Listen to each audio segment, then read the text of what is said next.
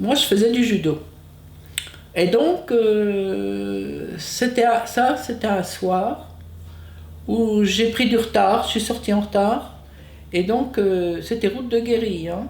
Donc, on arrivait au bout de la rue et il y avait un arrêt de bus. Il était 8h, le dernier bus était passé, et moi, je me suis mise à l'arrêt du bus. Je voulais aller au judo en ville, dans Bourges. Et j'attendais le bus, et je savais qu'il n'y avait plus de bus.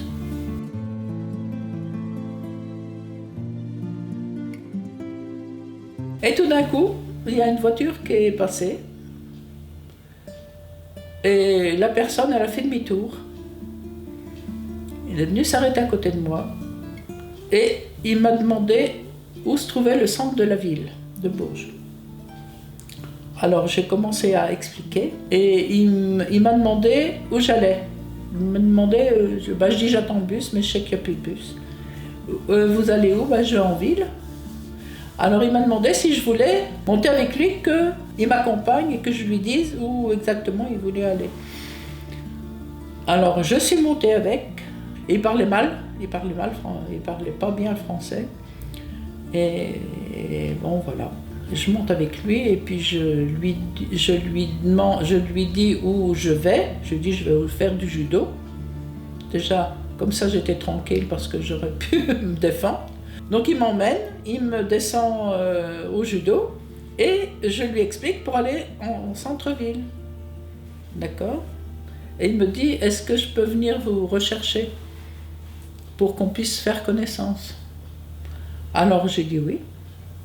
Donc il est revenu me chercher, on est allé boire un café au café au Cujas.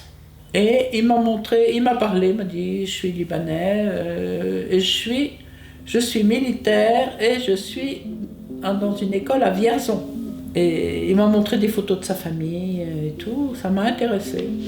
On dit bon, il m'a ramené jusqu'à chez mes parents, enfin jusqu'à chez moi. Je lui ai expliqué, je lui ai dit tu passes là, voilà. Et puis on s'est donné rendez-vous le samedi pour lui faire visiter la ville. Alors je vais aller plus loin il connaissait très bien la ville de Bourges parce qu'il était à Bourges.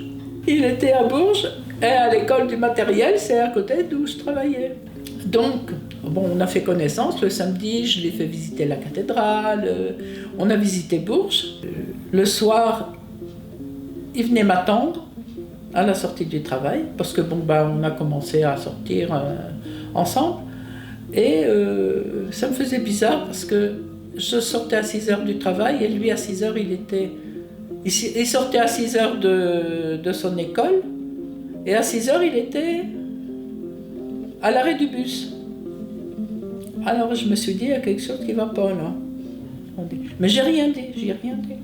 Ça a duré un petit bout de temps, que j'ai rien dit. Puis un jour, il m'a dit, on disait, moi je disais, tiens, je partirais avec lui, je voudrais bien partir au Liban. Puis moi, j'avais plus envie de rester. Déjà chez mes parents, ça se passait très mal. Un jour, on était avec mon cousin, parce que mon cousin, j'avais un cousin, on était tout le temps ensemble aussi avec mon cousin, donc on était avec le cousin.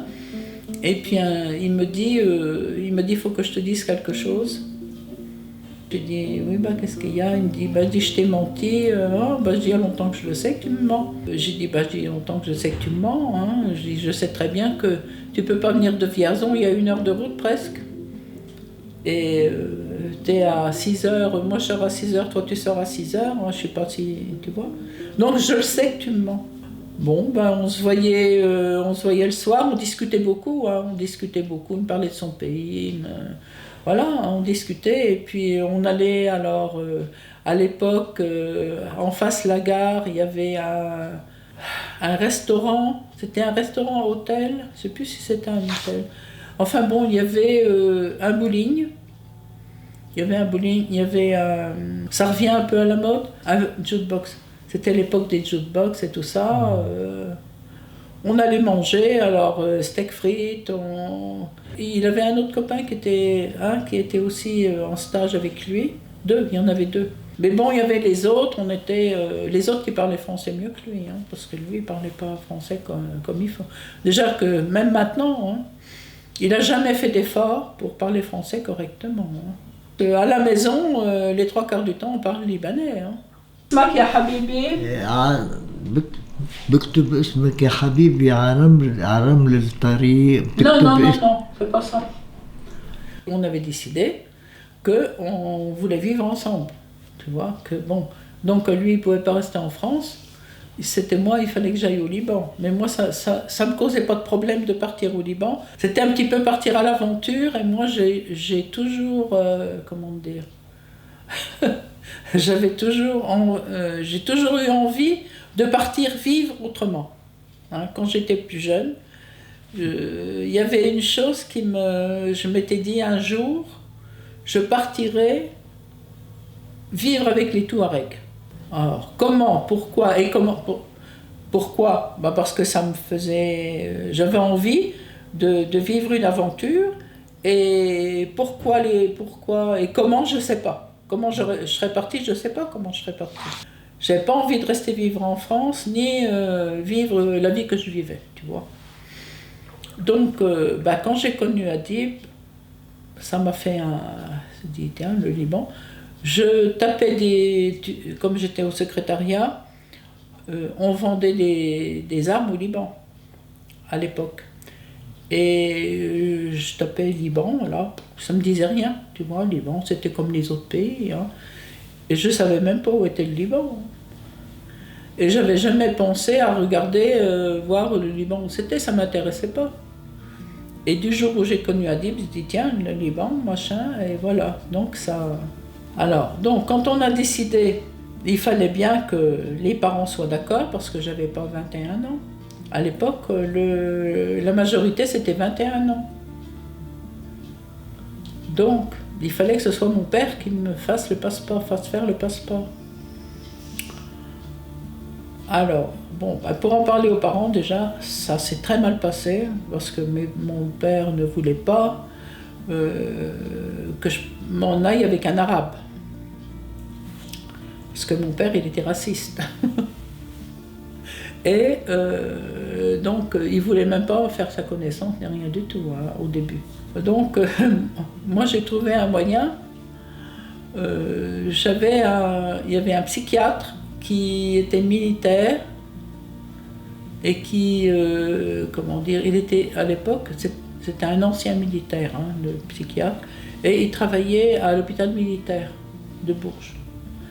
Et donc, j'avais demandé un rendez-vous. Donc je suis allée à un rendez-vous et je lui ai expliqué, je lui ai dit voilà, ça, il se passe ça.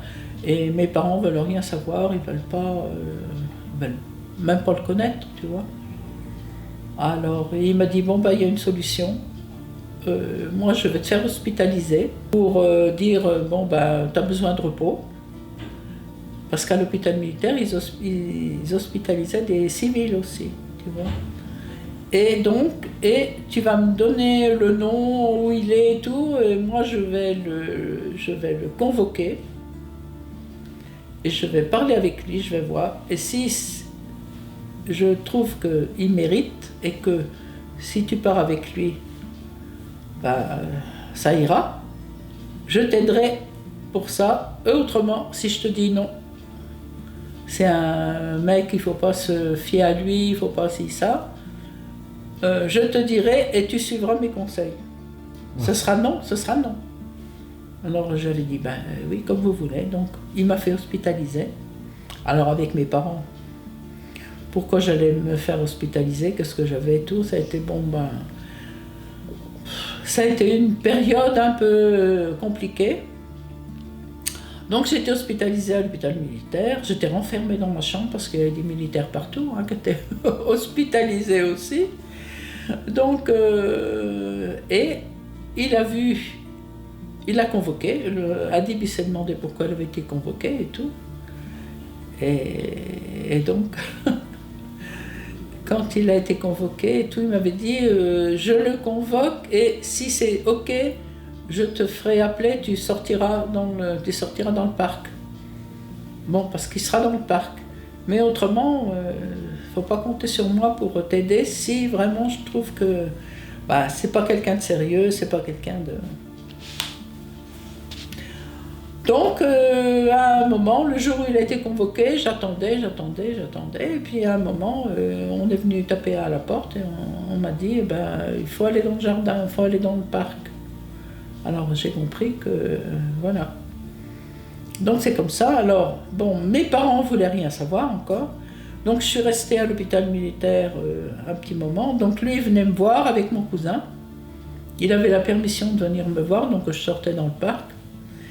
Mais mon père, il voulait rien savoir. Et au bout d'un moment, le médecin l'a convoqué mes parents. Il a dit, votre fille, elle est en train de maigrir. J'avais perdu 10 kilos. Le temps que j'étais renfermée, puis que je... Voilà. Donc un jour, mon père, il a été convoqué, et il est venu, et tout. Quand il m'a vu que j'avais perdu 10 kilos quand même, et que j'avais bien dans la tête que je voulais partir. Donc après, il a accepté, mais il m'a toujours dit, mon père, il m'avait toujours dit, je ne comprends pas, avec tout... Bon, j'avais beaucoup de copains garçons, j'avais pas de copines, moi. C'était que des garçons, mes copains. Avec tous les copains que tu as, il n'y en a pas un qui te plaît, que... non. C'était mes copains, c'était pas autre chose. Et donc là, il a bien vu qu'il fallait qu'il cède, quoi. Par contre, les parents d'Adib ne voulaient pas de moi, ne voulaient pas qu'il m'emmène. Parce que, disaient, une étrangère, chez nous, elle ne vivra pas avec nous, elle ne vivra pas chez nous. Hein? Donc, c'est non. Et lui, il a dit, c'est pas non, c'est oui. Je suis partie avec lui. Je ne savais pas comment les parents allaient réagir, parce que lui, il était militaire, hein, il n'est pas resté avec moi. Quand je suis descendue de l'avion, ils sont venus le chercher. Donc je me suis retrouvée toute seule, avec les gens qui étaient venus me chercher à l'aéroport. Donc il y avait son frère, il y avait un petit cousin qui avait un taxi, il y avait mon beau-père, et il y avait un oncle, donc, il était venu me chercher à l'aéroport. Donc, il n'y avait que mon beau-frère qui parlait français.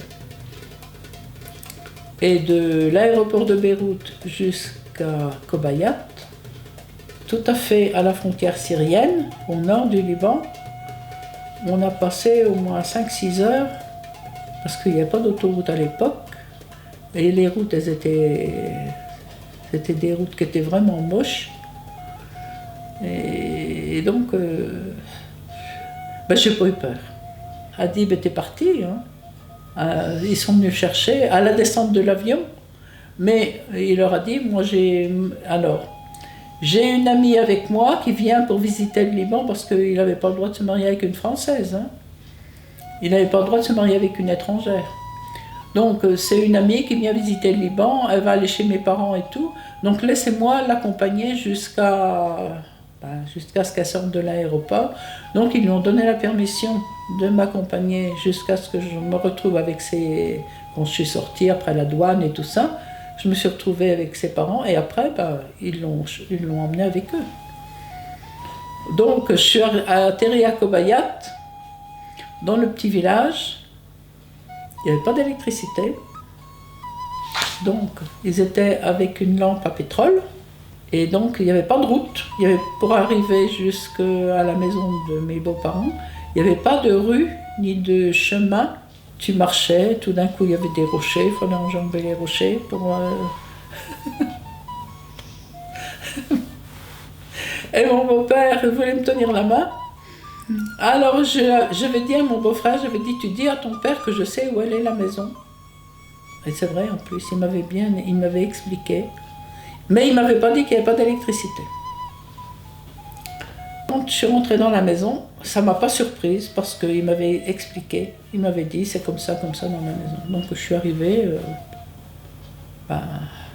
c'est comme si j'avais toujours vécu.